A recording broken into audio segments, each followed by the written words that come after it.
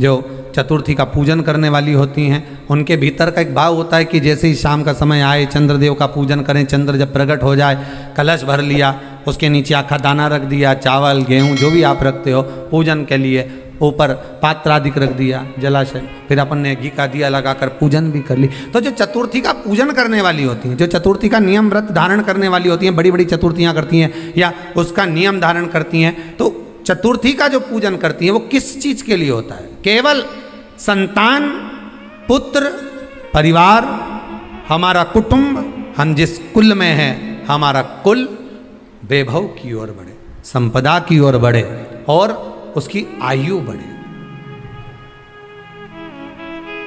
उसकी आयु बढ़े, वैभव बढ़े। बहुत ध्यान दीजिएगा महाराज, चतुर्थी की पूजन में जो आप आखा दाना रखते हो, गेहूं वगैरह कुछ भी जो भी रखते हो, उसकी बड़ी महत्वता होती है महाराज। यहाँ तक कहा गया है, चतुर्थी की कथा तो आप लोग पढ़ते होंगे, जो लोग पढ़ते हैं उनको मालूम होगा, चतुर्थी की कथा में लिखा है,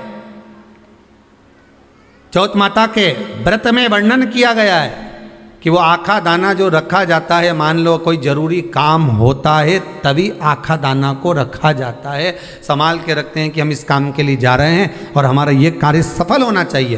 तो जिसने चतुर्थी का व्रत करा है, जिसने चंद्रदेव का पूजन करा, चतुर्थी का व्रत करा, वो गणेश जी से विनती करके वहाँ से 2-4 आखा दाना उठा ले, और जो व्यक्ति का काम अटक रहा है अपने ही घर का, पर दूसरे कुल को नहीं देना, अपने ही कुल के अंतर्गत जो काम अटक रहा है उसकी जेब में, उसके पल्लू में उस चीज़ को रख दिया जाए।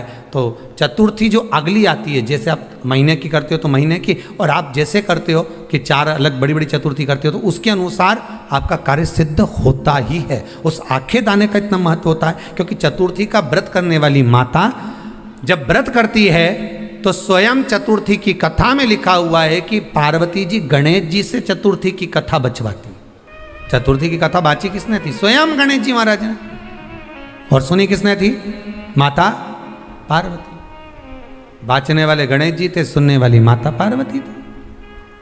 तो चतुर्थी की कथा जब होती है तो उसको स्वयं गणेश जी बाच रहे हैं, तो व्रत कौन सुन रही है? माता पार्वती। और आपने जो आखा दाना लिया वो गणेश जी के भाव से लिया, गणेश जी से निवेदन करके, विनय करके, प्रार्थना कर उसको प्राप्त किया।